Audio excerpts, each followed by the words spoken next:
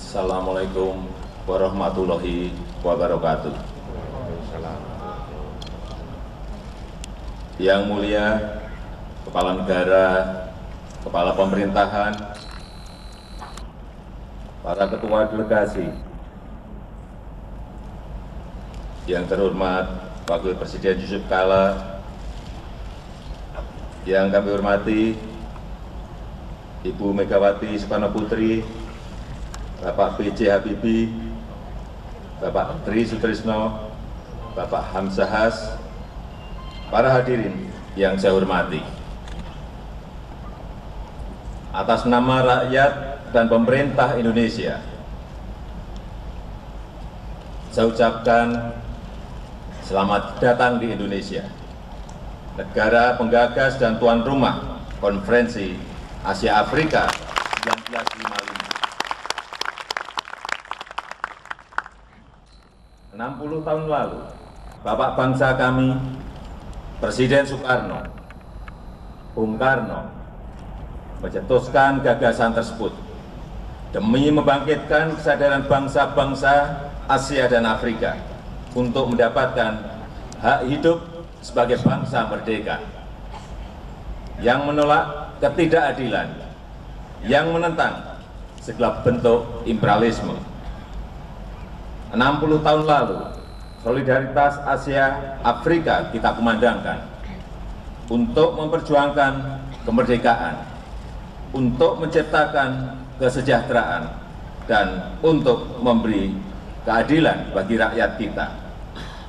Itulah gelora Konferensi Asia Afrika 1955. Itulah esensi dari semangat Bandung. Kini 60 tahun kemudian, kita kembali bertemu di negeri ini, di Indonesia, dalam suasana dunia yang berbeda. bangsa-bangsa terjajah telah merdeka dan berdaulat. Namun, perjuangan kita belum selesai. Yang mulia, para hadirin sekalian, dunia yang kita warisi sekarang ini masih syarat dengan ketidakadilan, kesenjangan, dan kekerasan global. Cita-cita bersama mengenai lahirnya sebuah peradaban dunia baru, sebuah tatanan dunia baru yang berdasarkan keadilan, yang berdasarkan kesetaraan dan kemakmuran, masih jauh dari harapan. Ketidakadilan dan ketidakseimbangan global masih terpampang gamblang di hadapan kita.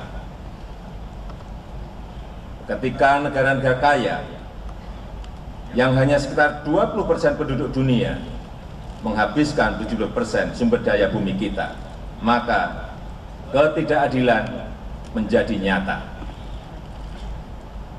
Ketika ratusan orang di belahan bumi sebelah utara menikmati hidup super kaya, sementara 1,2 miliar jiwa di belahan selatan tidak berdaya dalam kemiskinan dengan penghasilan kurang dari $2 per hari, maka ketidakadilan semakin kasat mata. Ketika ada sekelompok negara kaya merasa mampu mengubah dunia dengan menggunakan kekuatannya, maka ketidakseimbangan global jelas membawa sengsara yang semakin kentara ketika Perserikatan Bangsa-Bangsa PBB tidak berdaya. Aksi-aksi kekerasan tanpa mandat PBB seperti yang kita saksikan telah menafikan keberadaan badan dunia yang kita miliki bersama itu. Oleh karena itu, kita bangsa-bangsa di Asia Afrika mendesak reformasi PBB.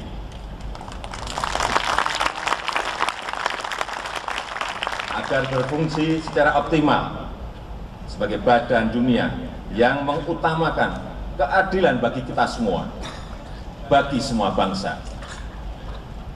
Bagi saya, ketidakadilan global terasa semakin menyesak dada. Ketika janji Semangat Bandung yang menuntut kemerdekaan bagi semua bangsa-bangsa di Asia, Afrika, masih menyisakan sebuah hutang selama 6 dasawarsa. Kita dan dunia masih berhutang kepada rakyat Palestina.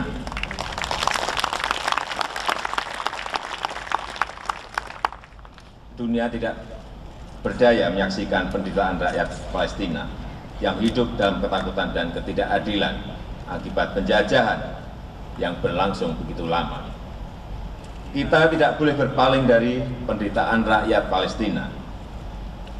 Kita harus terus berjuang bersama mereka.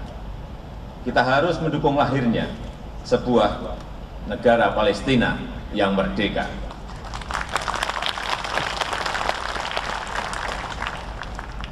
Yang mulia, para hadirin sekalian, ketidakadilan global juga terasa ketika sekelompok negara enggan mengakui realita dunia yang sudah berubah. Pandangan yang mengatakan bahwa persoalan ekonomi dunia hanya dapat diselesaikan oleh Bank Dunia, oleh IMF, dan oleh ADB adalah pandangan yang usang yang perlu dibuang.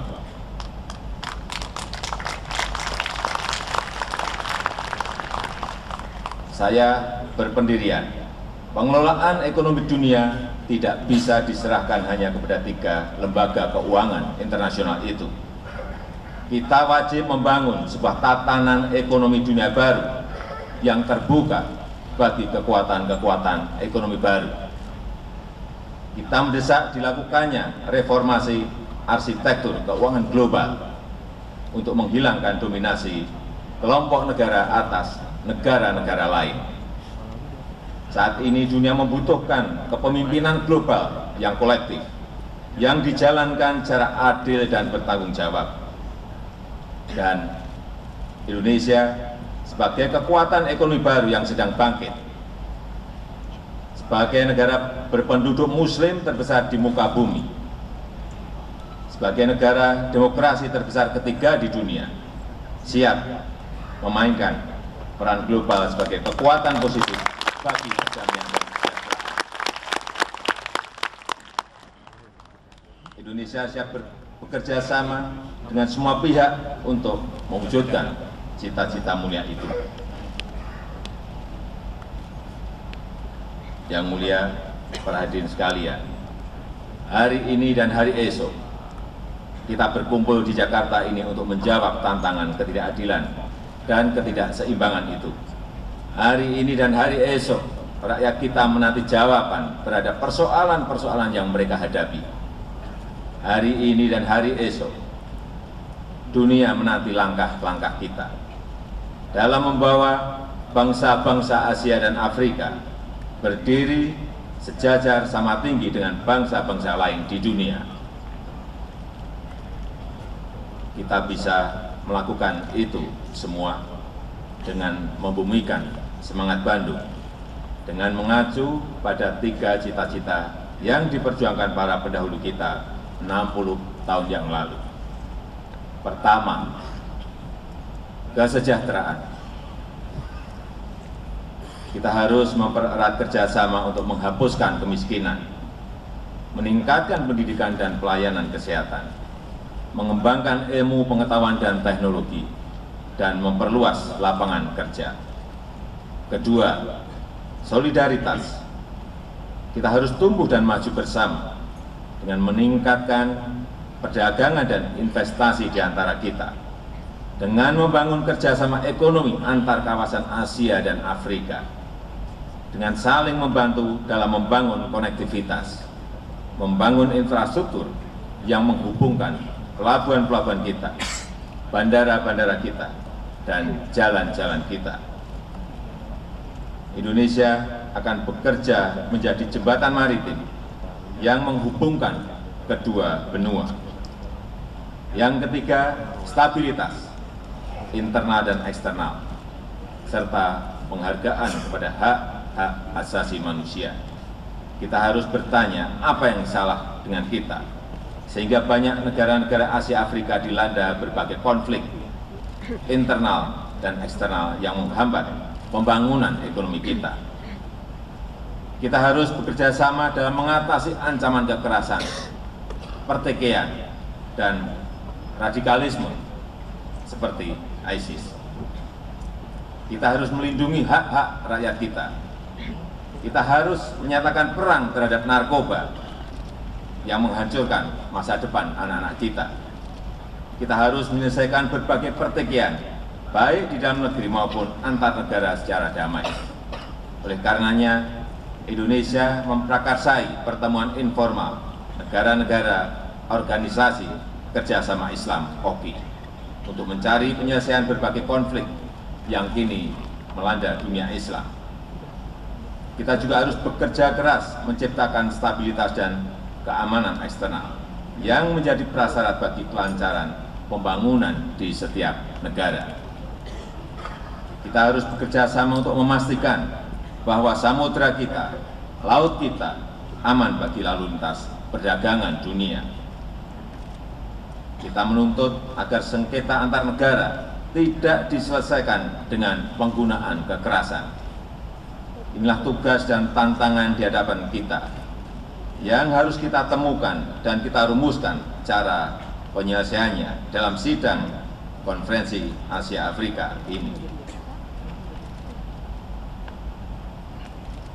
Yang mulia para hadirin sekalian, melalui forum ini saya ingin menyampaikan keyakinan saya bahwa masa depan dunia ada di sekitar ekuator, di tangan kita, bangsa-bangsa Asia dan Afrika yang ada di dua benua.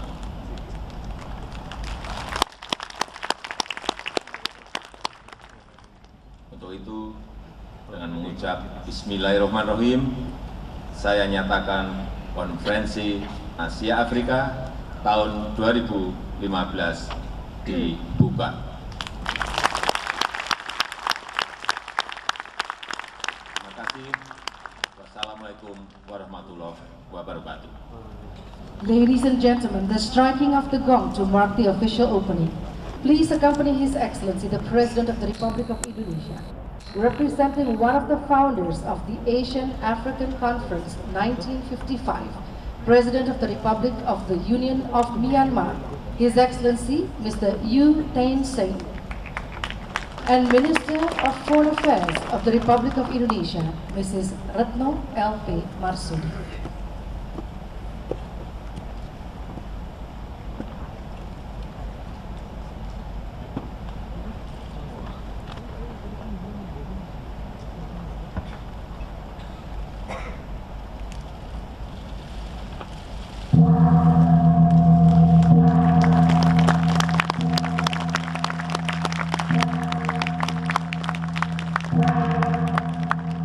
The Asian African Summit 2015 is officially open.